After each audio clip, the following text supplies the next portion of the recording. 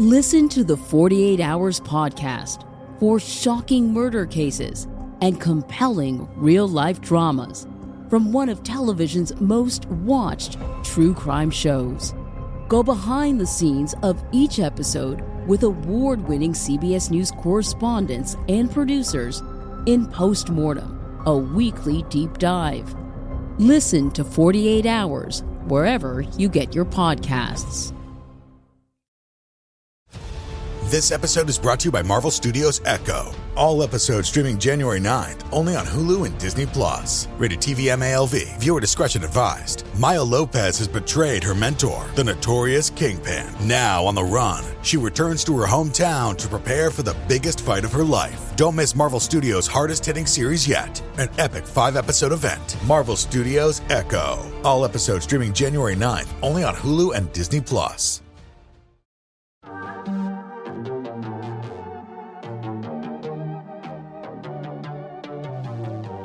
Hey y'all, I'm April. And I'm Caroline. And this is your Bloody Happy Hour. Caroline, are you ready for this? This is your newest guilty pleasure. It's the bloodiest part of your week. Did we say something about it also being happy hour? Show did. Because we about to be sipping on some murder. Bloody Happy Hour.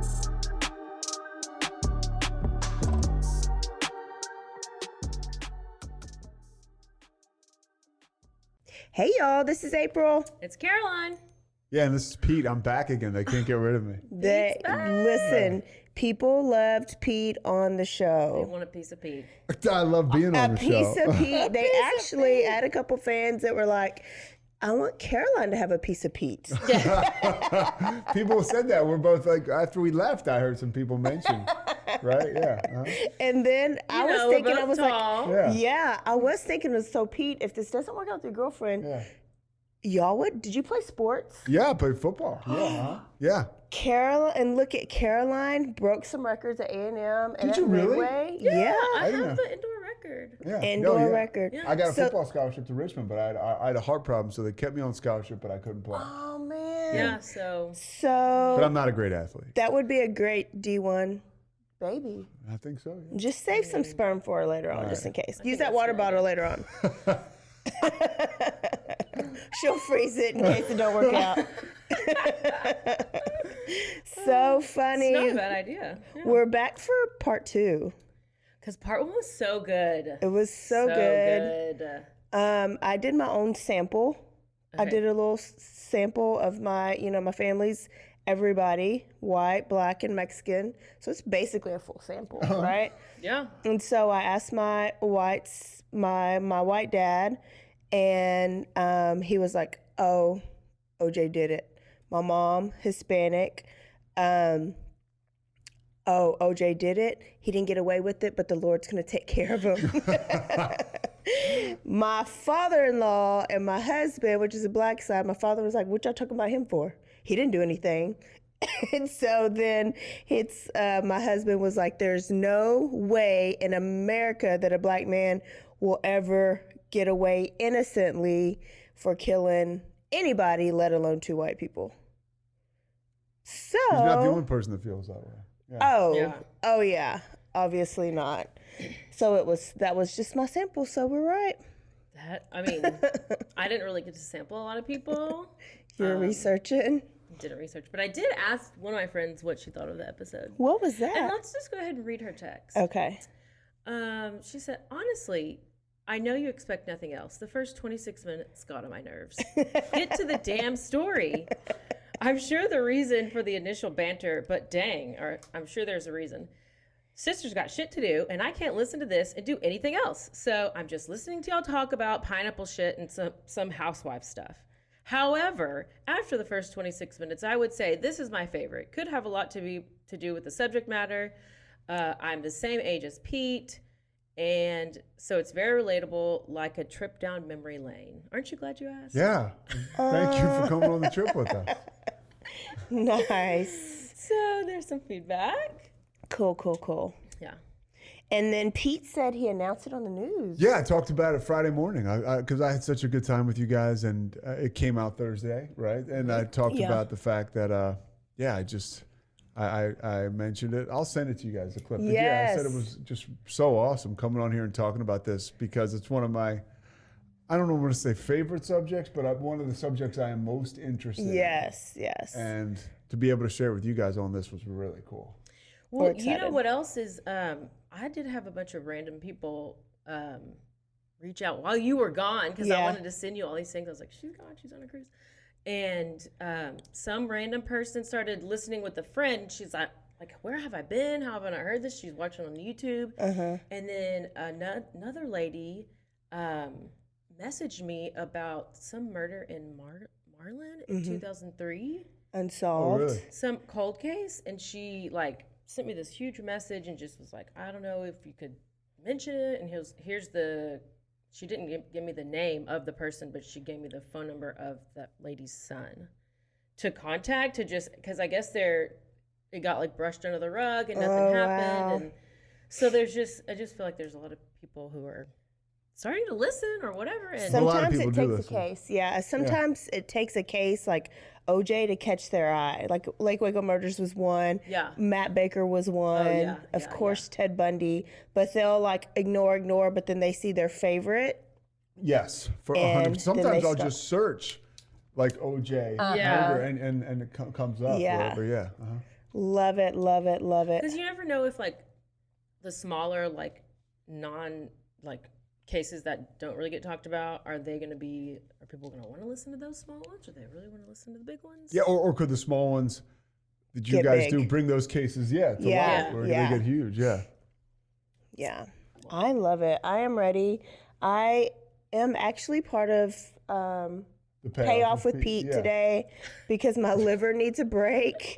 So I'm She's drinking still me. drinking. So I have me some Powerade wait, and some water. Why did we both have water? I mean, what are we doing? That's the first thing that the alcoholics struggle with. I can just have one, and then that's it, right? Yeah. And then, but I did pour a little bit of red wine in case I need some.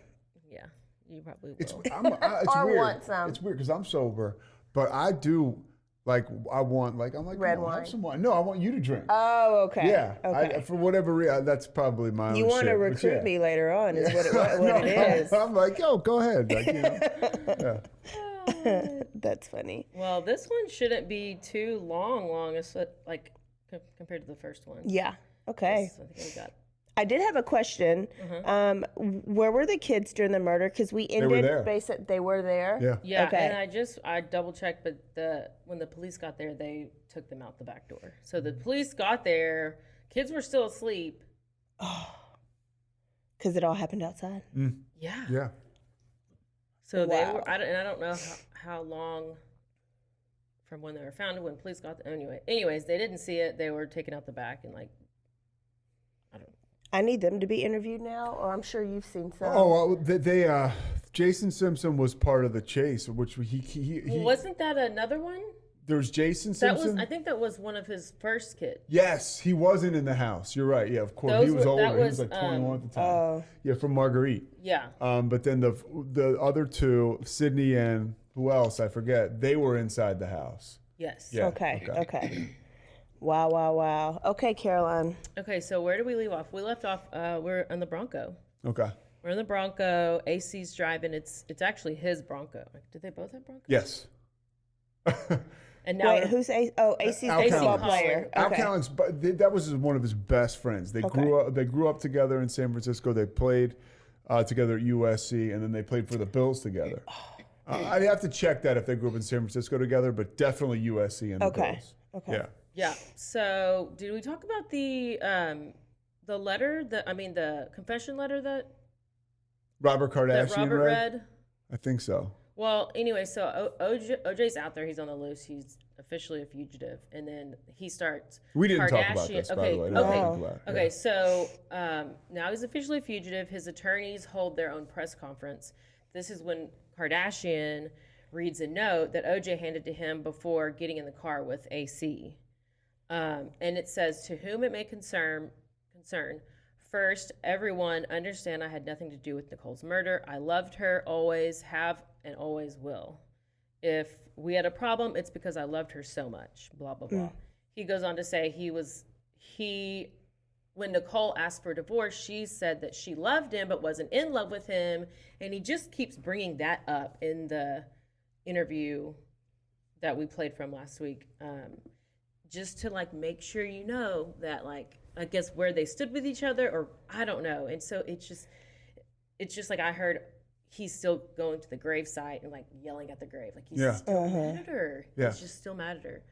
Why did you make me kill you? Totally. Yes. Yeah. Yes. And Robert Kardashian read the letter. See, I call him Bob, you know. But so Robert Kardashian read it. This is how First much name basis. I've watched all this bullshit. He read it in front of 100 microphone stands and a ton of media.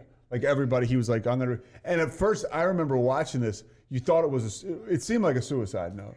Right. Yeah. Oh. Yeah, because I think he wrote like 3 notes, and one of them he had with him, one he gave to somebody or something. But that's the one that they read. He ended it with saying, "Don't feel sorry for me. I've had a great life, great friends. Please think of the real OJ and not this lost person." So then he's basically like letting them know he's lost. I mean, so it goes on. It's like later in the afternoon, there's at least 20 or so police cars following him, helicopters all over. They even said that one helicopter ran so long it ran out of gas, had to go refuel and go back.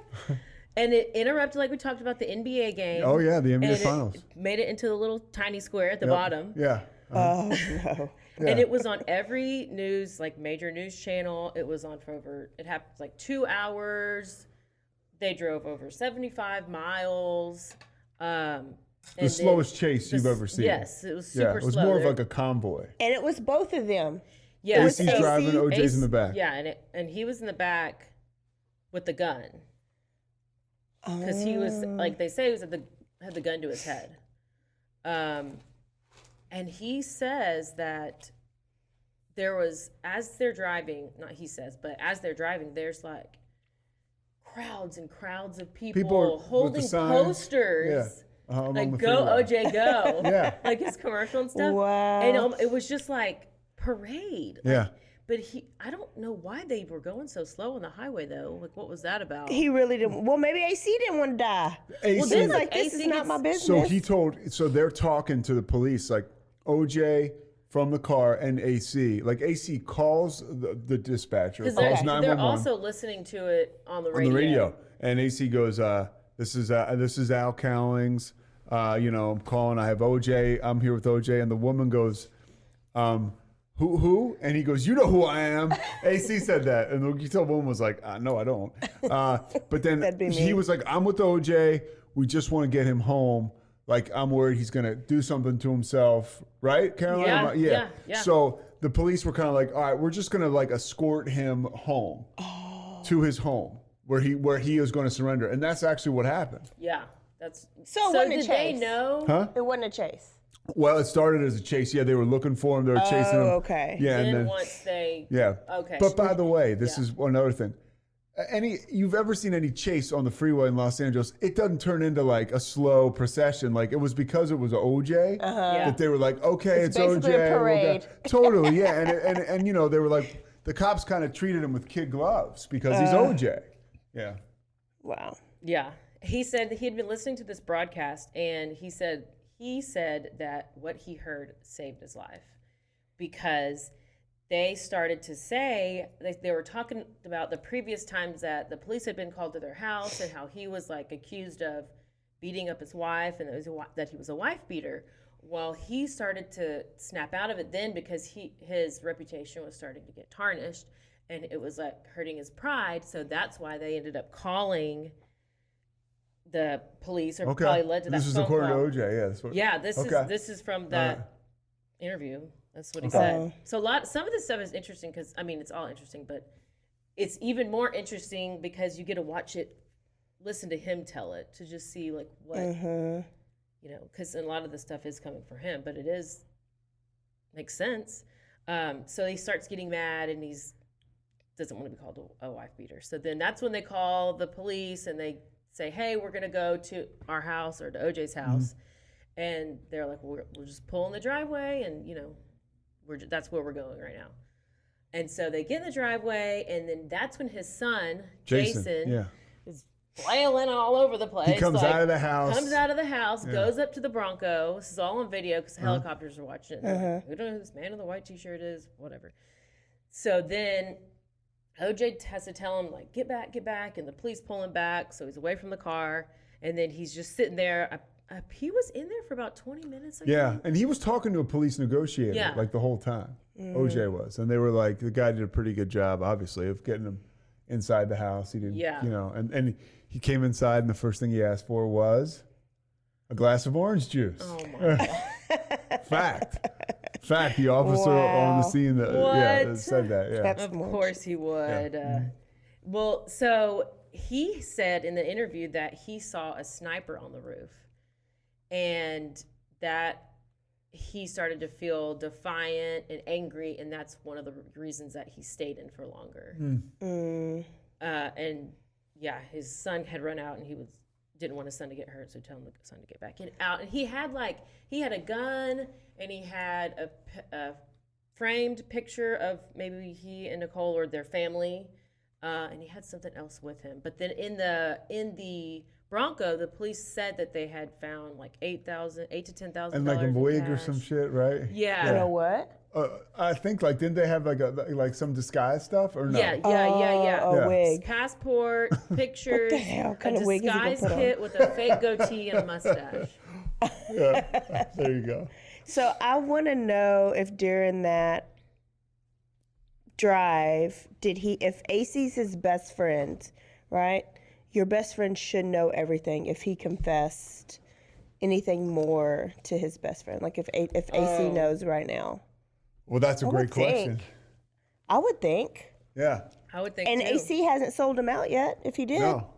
it's a good best friend. Yeah, ride or die. Wow. Surely he did. And the song "Natural Born Killers" it was Ice Cube and Dr. Dre. They did that next year.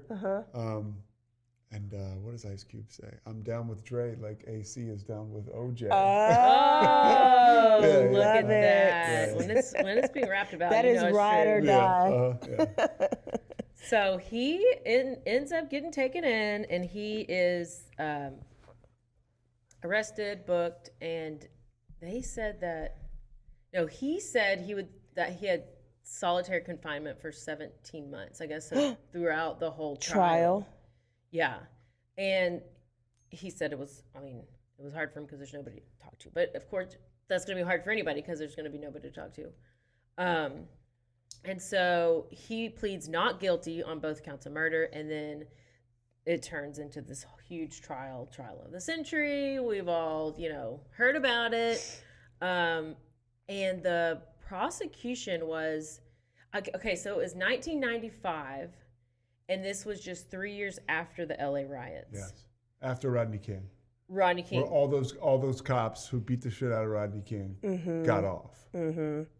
Yeah. So they were all assault and battery, all of them. Boom, you walk free after a trial that seemed like it lasted 5 minutes. Probably lasted a lot longer. Tell me a little bit about that, because how were they not guilty? And that was the problem. It was, I don't know the ins and outs of the story, but I know the police corruption in Los Angeles was something that everybody was familiar with. I mean, certain cops, do their job, and they do a great job, but there was a really bad. There was this one woman who they talked about this in the OJ documentary. She was a black woman. She went outside. There was some disturbance. She was pissed because the city turned her water or her electric bill off. And she goes outside her house. She's pissed off. Police are called, and she's holding this bill, and they shoot her to death. And it was like, and there was, I think those police may have gotten, but that was, certain instances like that had happened in the city of Los Angeles forever. And then Rodney King happens.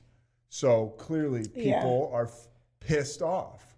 And so which is probably why AC was not going to drive fast, was not going to speed. 100%. Because after all that, I can hear the conversation is, we are black, driving while black, and then the cops here. I'm not trying to get killed behind this. Yeah. So I would have went 0.5 miles an hour too, and called the police on the way just to let them know. Crazy as it was pretty smart. I mean, Oh. as far as like driving Yeah. slow, calling the police, yeah. Well, so what's a speedy trial? Is that just means it happens fast? Who said it was a speedy trial? The Rodney King? No, for OJ, it said that he wanted a speedy trial, but then I was trying to figure out what is even a speedy The trial was anything but. It was 9 months, right? It felt like. Yeah, but is it mean like the time leading up to He's the probably trial? like, hurry up, make the trial date. Hurry up. I think Yeah. that is that the part that's speedy versus not speedy? I don't know. Yeah, I wish I could tell you. Because I always hear, you hear that, you're like, oh, we have the right to a speedy trial. And I'm like, okay, versus a long, slow trial? Yeah, like, I don't know. I guess he just wanted, let's get to the trial. I don't know. Yeah.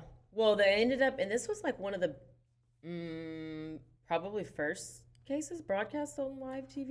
This is what made court TV. You could say this was almost the birth of reality TV. I mean, Yeah. the Real World had started a couple years before, but I mean, from gavel to gavel, this entire trial was on CNN. And it was before CNN was like maybe looked at like a political. Yes, it was news. right. It was CNN. It was on all the time. Yep.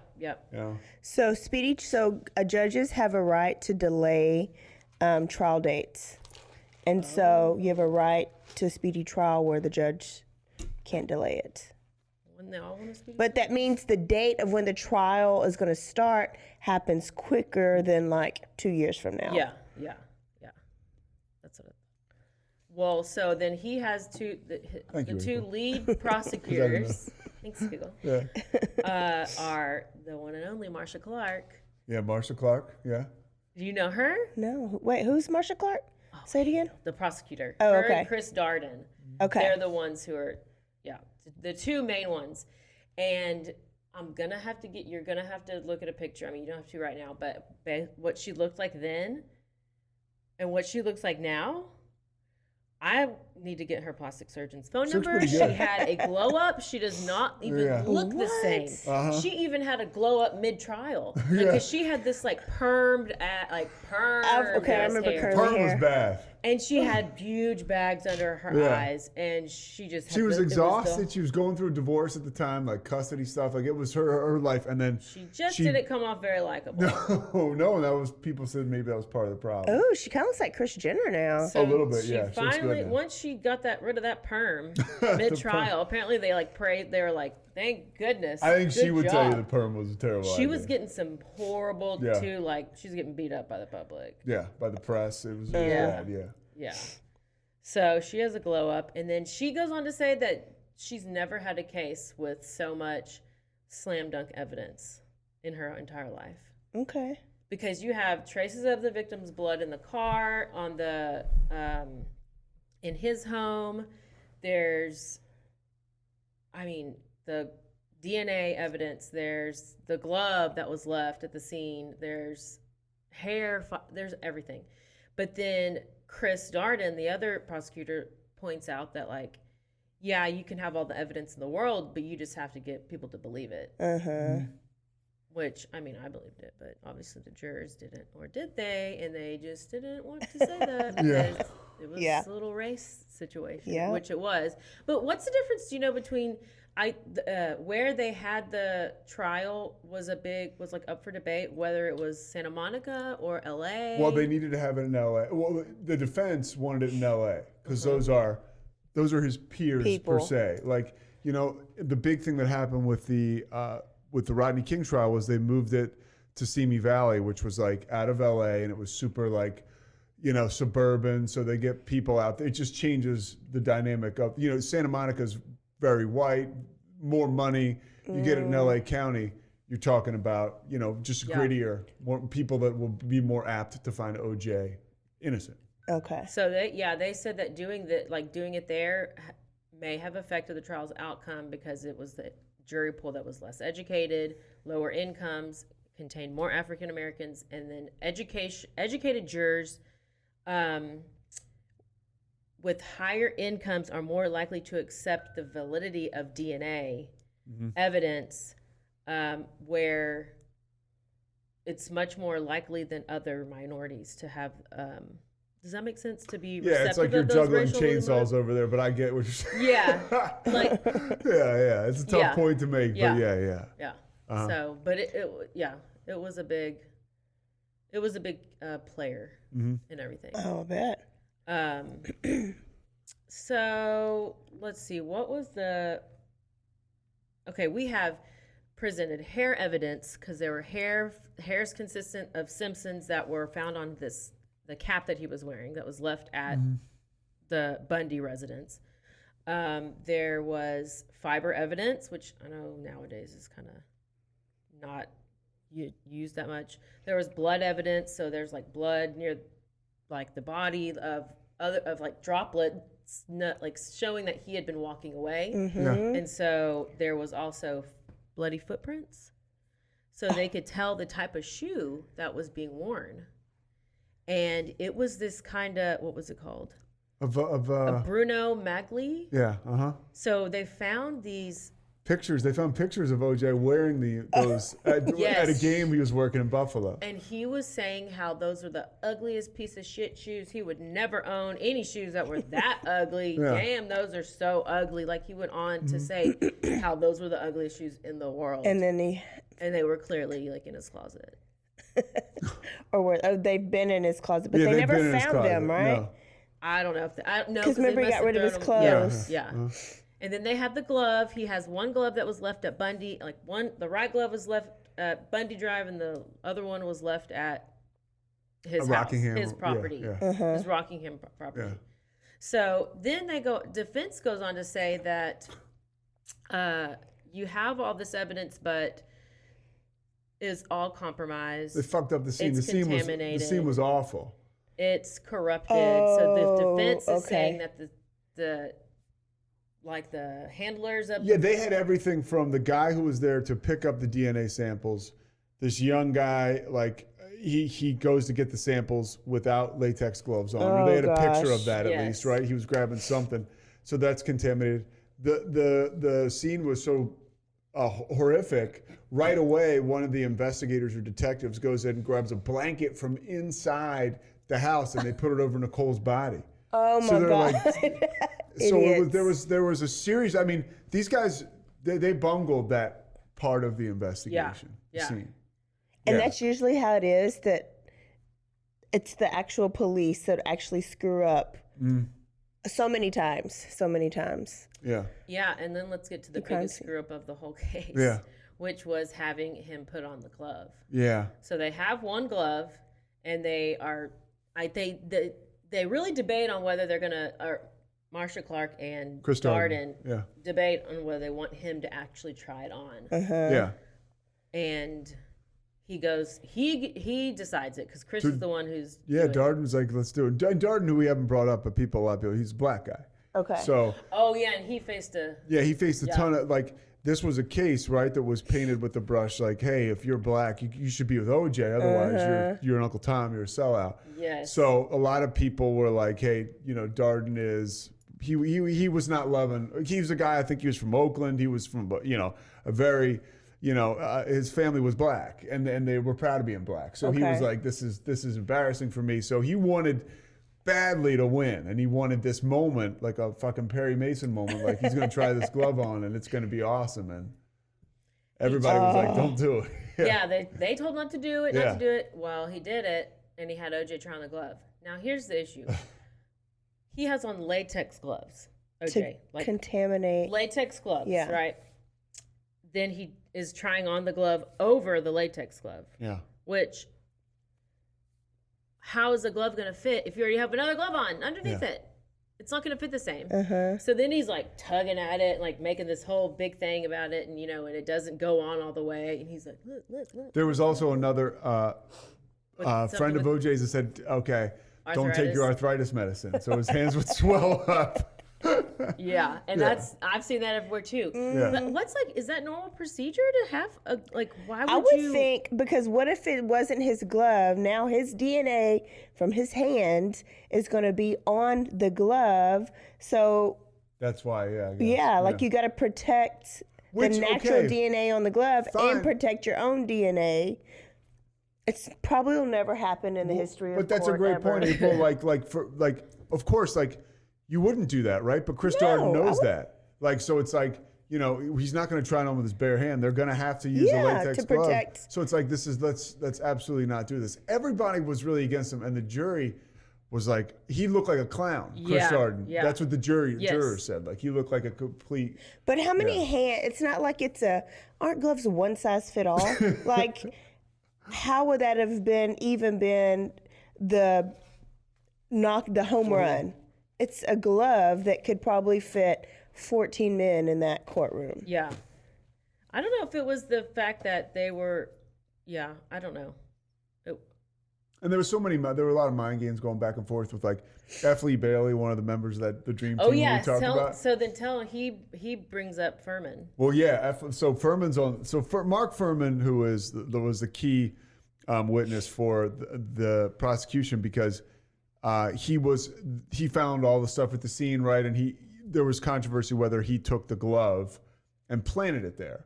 Johnny Cochran takes over the case. He becomes the quarterback of the case instead of Bob Shapiro, and he makes it about race. He's smart. He's like, I know I can use Los Angeles' history. We're gonna use it here. So the case becomes about race more than about a murder. And Mark Furman now is the key witness for the prosecution, and they dig up, the defense does all this stuff about him being racist. Using the N-word. And so F. Lee Bailey has him on the stand, and he's like, hey, have you ever used in the last 10 years, have you used the N-word? And Furman's like, you could tell right away it was like very shaky. And Furman's like, no, or, you know, not that I recall. So F. Lee Bailey's like, okay. So then they bring up a bunch of people who I think can show that he's not only has he used that word, but then like down the line, like nobody saw this coming. Mark Furman was helping a woman with a screenplay about Los Angeles police, right? And he was telling this woman his story. And I mean, he was using the N-word up and down. And it was very clear that, you know, and Mark Furman would say, I was a sick guy. Like he said that. And he doesn't deny that. Obviously that was him. He said it. And it was clear as day. Like, you know, they brought that. I don't think they ever let the jury hear that. The woman's audio tapes of Furman just saying the N-word all the time. But it became very clear that this was a witness who was extremely flawed. And so they dug into Furman. Hey, this guy's racist. He planted the glove because he's racist. He was pissed because a beautiful blonde woman is dating this black athlete. They brought up cases where he'd seen interracial couples before and had said disparaging things. And, you know, the jury is predominantly black. And they're like, you know, fuck this. So that's, Johnny Cochran was no dummy.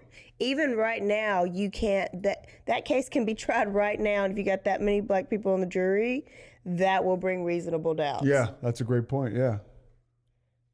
Wow.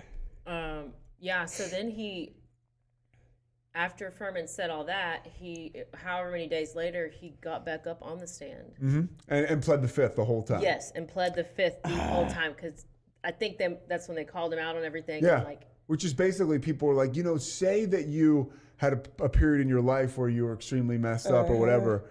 Don't say I plead the fifth, because when you plead the fifth constantly over and over again, you might as well say I did. I'm guilty of this.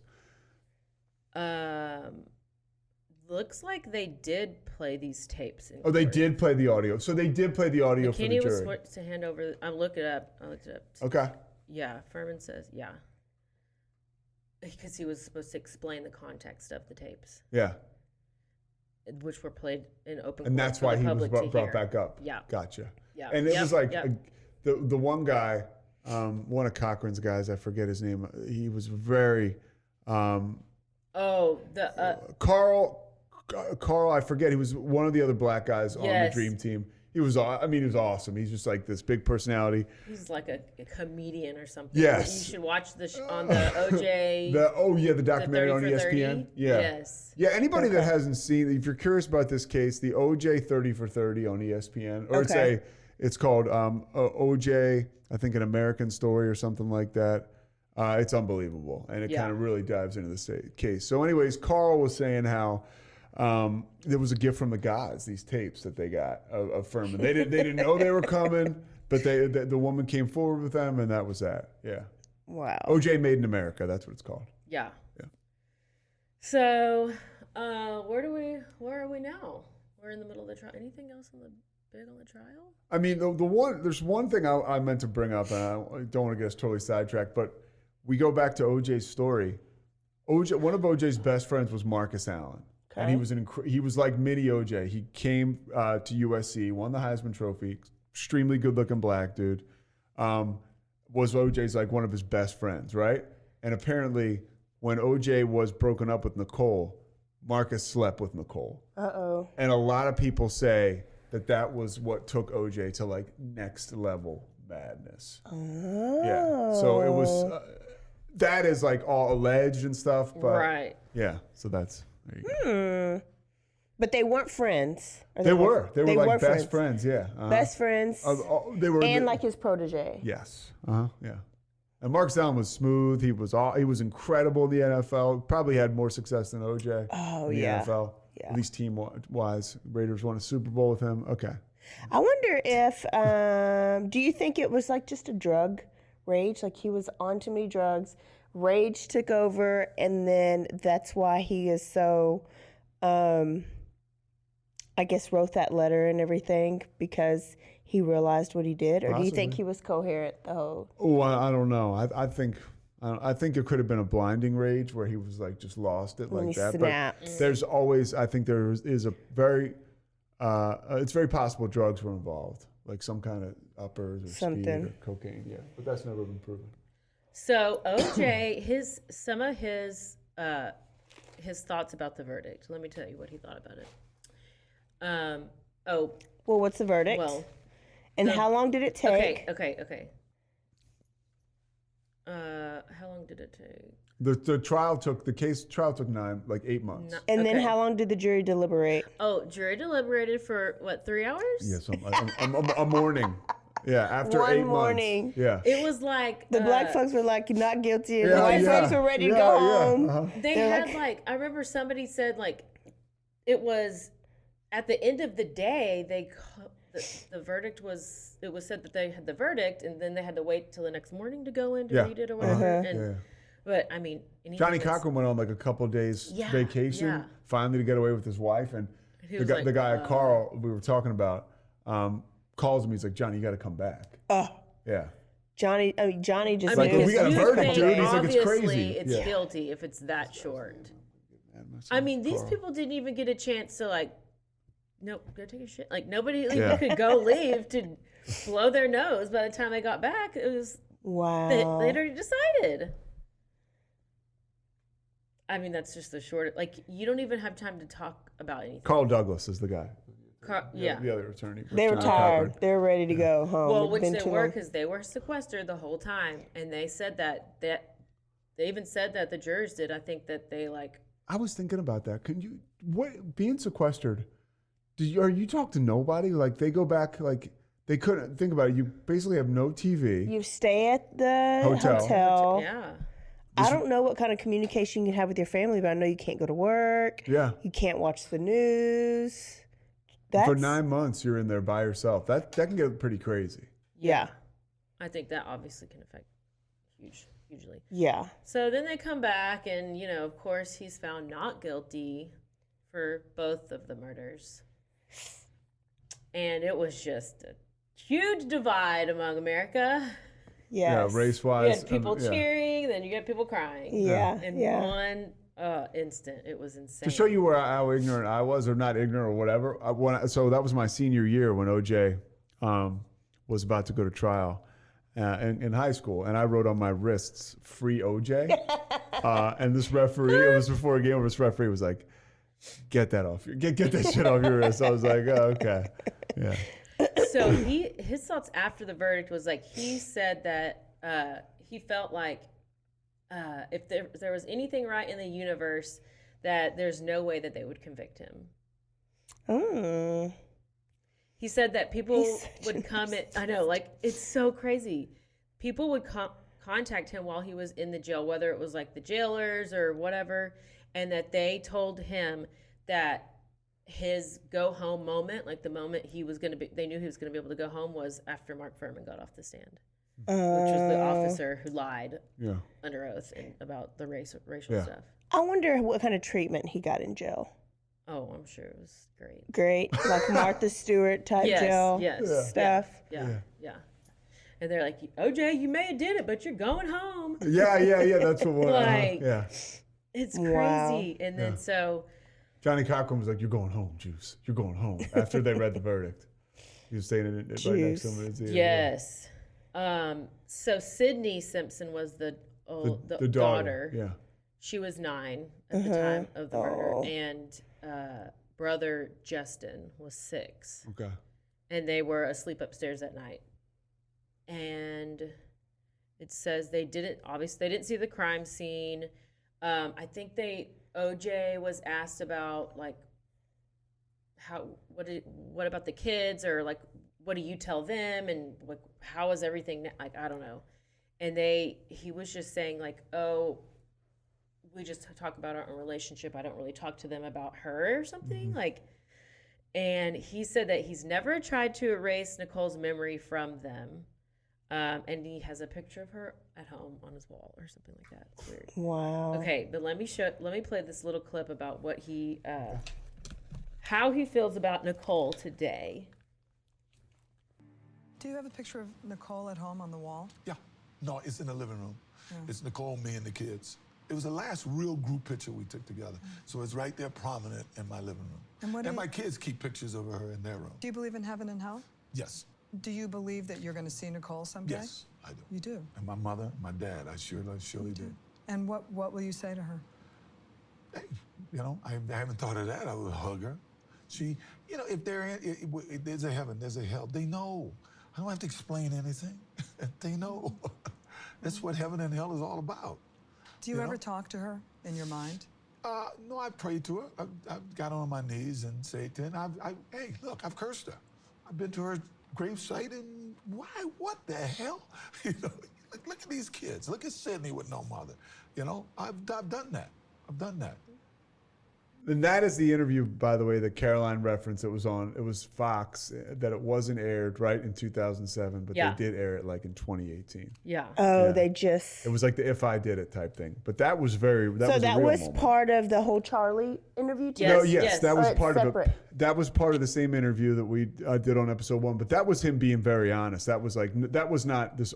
If I did it, this was what's reality today. That was real. Yeah, that seemed genuine. Yeah. And it is, and this is what's scary, that if he did it, he's playing with heaven and hell. That's what scares me, because when you, like I always say, I'm gonna ask Jesus who killed Jean Bonnet, where's Natalie Holloway? Who did kill Jean Bonnet? I don't know. I haven't dug the story. I mean, it's Katy Perry. Man, I gotta listen to that episode. No, but my mom's always like, "There's no need to ask. You'll know. Like you just know all." And so he knows that, and then he's playing with that. So if he's guilty, that's scary. It's even like he is that much of a narcissist, or is he genuine? I don't know.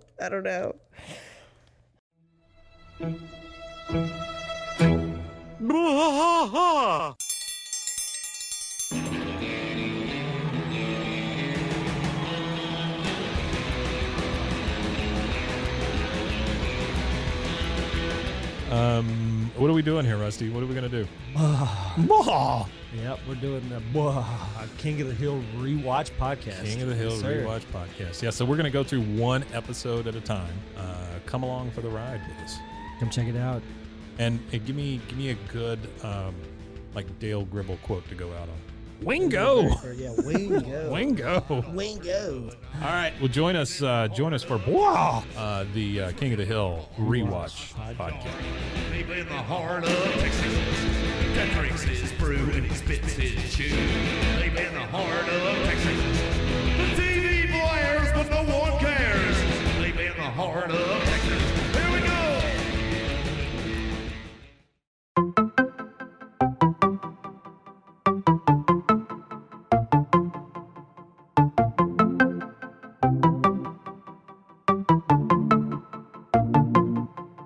Welcome to One Star Rewind, a new podcast about those dreaded one-star reviews that every business owner hates to receive, but yet every customer loves to read. During this podcast, We'll peel back that 1-star review to better understand how it happened, when it happened, and what the business owner is doing after receiving that 1-star review. This podcast will be about love, hate, and laughter.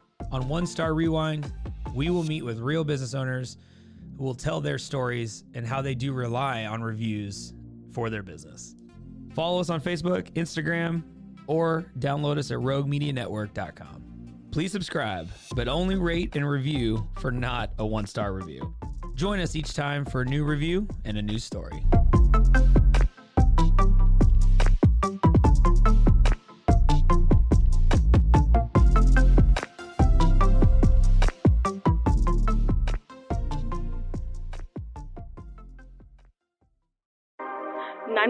What's your emergency? Do you hear that? It's coming from the house. It's coming from inside the house? Do you mean? Could it be? The Poltergeist. New from Rogue Media. Two haunted hotties talking about haunted places.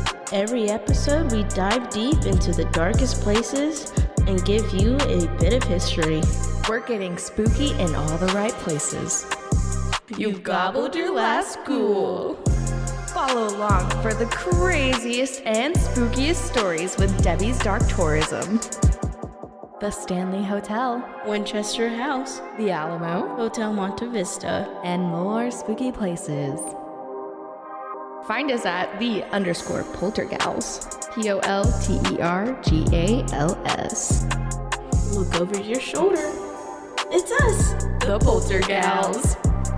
Wherever you consume the podcast, you can find us there.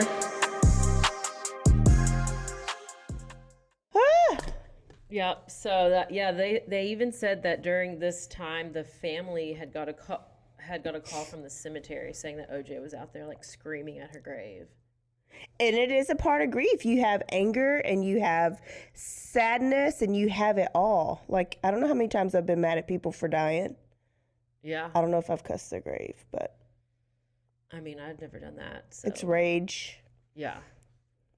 So then OJ's a free man, and eventually in 1997 they did a civil suit to where he was found guilty or like liable, and he had to pay the families $33.5 million in damages. Okay.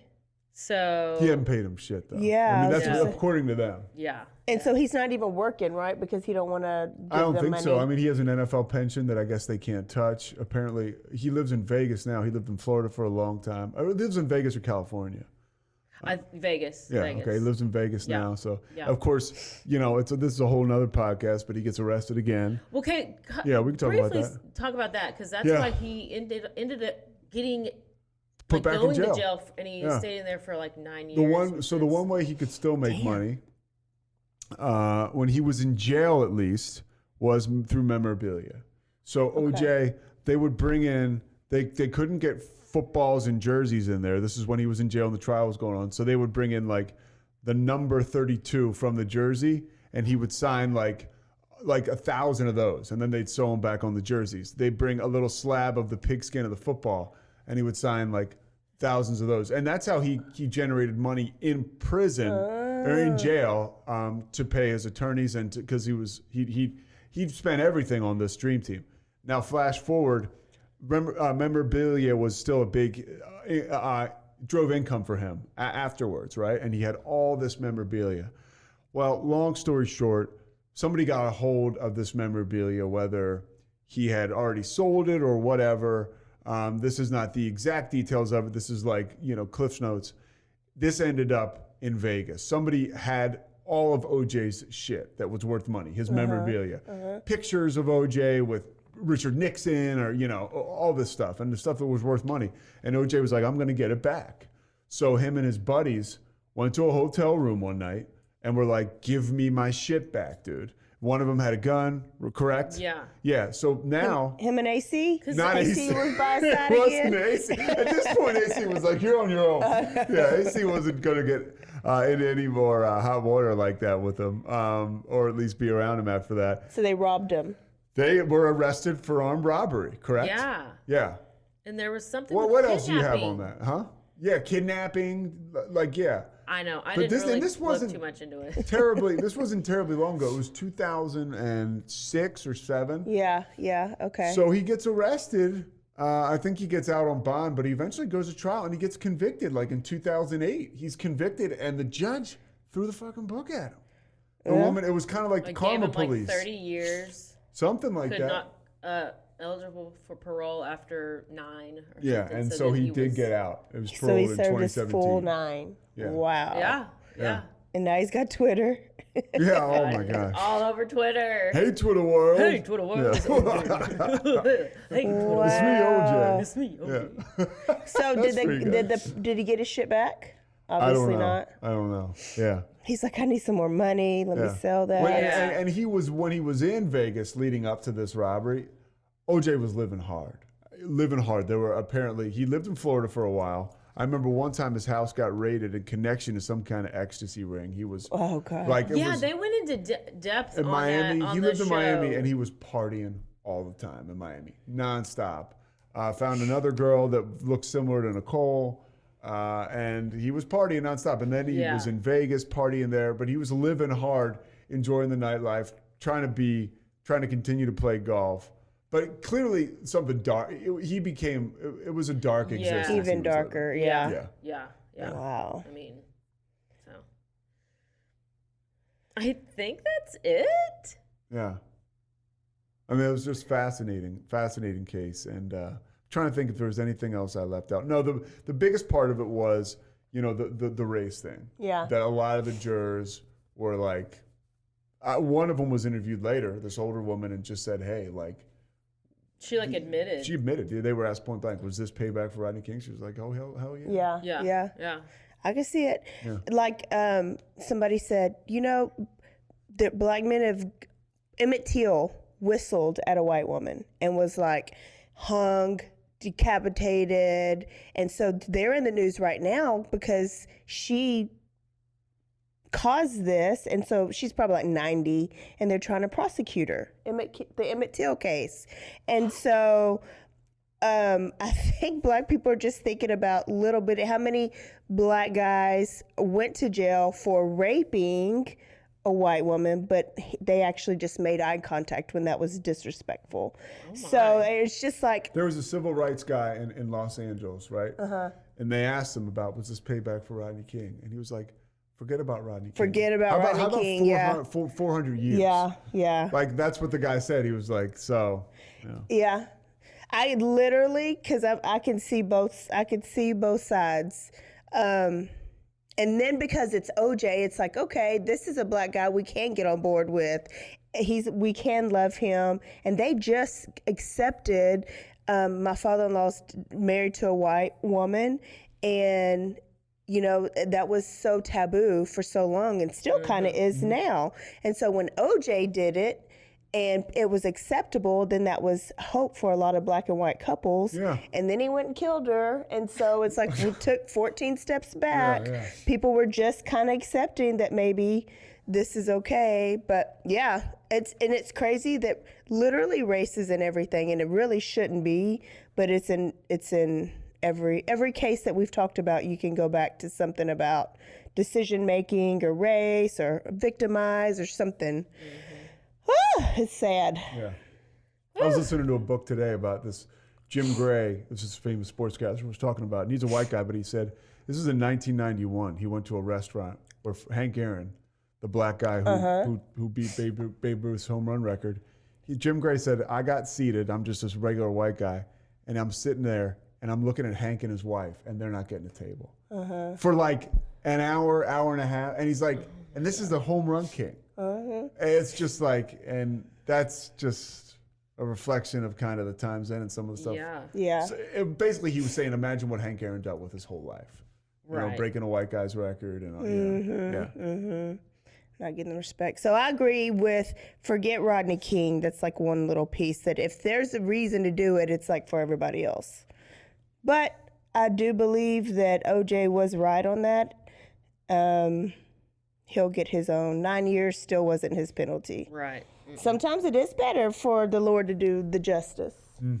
Let me tell you that Johnny Cochran was diagnosed with a brain tumor in December 2003, and he died in his house in March of 2005. He represented Michael Jackson. Oh yeah, Was that after or before? I forget. Yeah. Bob Kardashian. He was diagnosed with esophageal cancer, esophagus cancer. Yeah. And he died in 2003, and then F. Lee Bailey died in 2021, yesterday, June 2021. Wow. Was it July? A year ago. Yeah. So June 3rd at 87. I was like having so their whole team, the dream team is almost like the. No. And Kardashian kind of bailed on OJ as a friend because he. I think his he had his. He felt like he did it. Yes. Right, and so for some of those guys, and Bob Shapiro kind of bailed on everybody too. Like after. I think he was mad at how. It turned into a race. There was some Hitler comparison or something. Okay. Unless I'm thinking of Amber Heard something. You might be. But there was some where it seemed like at the end, Shapiro was not very pleased. Oh, we're almost done. Yeah. He wasn't. I guess they went to OJ's after the case. Yeah, Shapiro didn't go. He didn't go, and he just kind of. I don't know. He was kind of wanted to lay low and not be like. Yeah. Whereas Johnny Cochran was celebrating. Say won this race battle, I guess. Huge trial. And then Shapiro lost the race battle or whatever. It became a little bit about Nicole in the end. Yes. And Ron Goldman, which is the sad part because she does have kids and she did have family and her life didn't matter, but it became more the bigger picture was everything else that was going on. That's sad. Wow. So that is OJ. Thank you guys so much for having me. This was Thank you for beyond coming. fun. This was so We're great. so glad you came. Yeah. If you have another obsessive story, we can tackle it. And if you guys ever stop drinking, come on. It looks like we got, for April, we got day one. She hasn't touched that red wine yet, so there we go. You got to start somewhere. Day one down. Oh my gosh. No, I'm just on a break. Is there such thing as half sobriety? No. I mean, you could. Well, they say California sober if you want to go home and eat some edibles and smoke some weed tonight. That's what I will not do. Yeah, unfortunately, well, good for my mom. She's on the edible train. She left up the station. She's living her best life. Tell me, do you have a favorite Pennsylvania case? That's where you're born, right? The favorite, not necessarily. There's a case here that I'll tease to you guys that I think you guys should do. There was a woman, she was killed. I forget her name. This is unfortunate. Oh, Lily Heffley. Okay. You guys should look into the Lily Heffley case. Lily Heffley was killed in 1980, and apparently her husband had taken out an insurance policy on her before she was killed, and she was murdered in Fort Worth. She was shot in cold blood behind the steering wheel of her car, and apparently her husband was a gambler. And he was into somebody for a ton of money. This is a Waco. These are Waco people. Okay. So her gambling husband is into somebody for a ton of money, and that person had her husband take out a life insurance on his wife, Lily Heffley, and then that person had her husband kill Lily. But I don't think anybody's ever gone to jail. Yeah, Lily Heffley. And who tried it was our man down the road who's still here. What's his name? Oh, Ralph? No, the attorney. Vic Fizell. Vic Fizell. Vic tried it. Yeah, Vic's the man, and he knows everything about that case. So yeah. Wow. You might want to have Vic here Of and talk to him course. about that. Yeah, Yes. Okay, good. Yeah. Good. Yeah. Now, how long have you been here in Waco? Yeah, I've been in Waco for 5 years. Oh, 5 years. Yeah. Okay. So you weren't around when it was the Baylor basketball player? No, but that's a huge. I love that. I don't love it. There's another one. Yeah. Patrick, I know all about that. Yeah, Patrick Kennedy, right? Yeah. I know. It just switched. Sorry, I was saying like the escrow was almost running out. That's why I was like holding. All right, well, that's okay. Okay. We're about to finish it out. Yeah. Patrick Dennehy was a huge thing. Jeffrey's 1-star. He's rewinding 1-star rewind right now. Thank you, Jeffrey. For those of you listening at home and other podcasts back. Hey, Jeff, if that's going to happen again, can you make it be my podcast at least? Yeah. There we go, right there. We will be done in 5 minutes. Cool. Thanks, man. Yeah. So we covered that story, and it's another story that pissed me off. Like Dave Bliss right now pisses me off. We had to record it twice because I got so pissed. What remember? a real human piece of garbage. Like that guy, like what he did, and the fact that he never copped to it, right? And now writes these Christian books. Yeah, he's still able to coach. And still able to coach. Yeah, but then the other guy, we called him. Yeah, he was a whistleblower. The whistleblower. He blew a whistle. Never got to coach again. Yeah. The assistant coach, the black guy. Yeah. My biggest thing is like Dave Bliss went out and recruited these kids, and then just turned his back on them. And so that's my son. Is like we will go and you believe in these coaches when you listen to them, and then they tell you I will watch after I'm gonna be your son, parent like I'm in your you. absence. Yeah. I think that's why it got me so much. And with basketball, it's even more intimate because there's only like 12 guys. You know? And so that's the definition of family, and that is the definition of wronging somebody. What Dave Bliss did, and people don't know about it, go back and listen to their podcast. It was the definition of egregious. Ridiculous. Okay. I guess that's it. We hope y'all enjoyed both parts of OJ. Listen to it twice in a row. And actually go watch the 30 for 30. That's what I'm doing. I've been holding off until you told me. Well, it is 5 episodes, all hour and a half episodes. Oh, it's not just the 30? It's not a 30? No, there's no 30.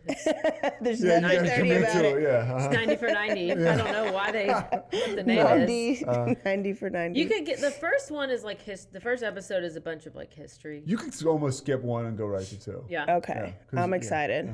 I'm excited. I make my father-in-law and my husband watch it too. Yeah. See if I can get them to. They'll be into it. It's interesting for sure. Yeah. All right, this was good, Pete. We loved having you on. Guys. So did our fans. Thank you so much. Caroline, what should they go do before they review, subscribe? Yes. Review. Give us some reviews. Those are always great. There's a lot of buzz about the podcast. So yeah. People love this podcast. Thank you. Share it with some friends. Yep. Share it. Everybody loves it. Love to watch it. Person who gives you a wax, your nail lady, your boyfriend, your side piece, your husband, all of them. Share. Also, send some stories. I was thinking about doing a cruise killing since I just got off one and survived it. There's a whole podcast about cruise deaths. And getting trafficked. Yes, or just get thrown off the edge. They jumped. Or somebody pushed them. Or did they? But if you got any favorite stories, send me those. And then I'll do some research because it's my turn next week. Yay! That's it. Get excited. Hey, don't forget to stay aware. Stay alive. And always be DTF. Bye, y'all. Bye. See ya. Peace out. Done. Guys, that was awesome. Thank you so much. Thank you.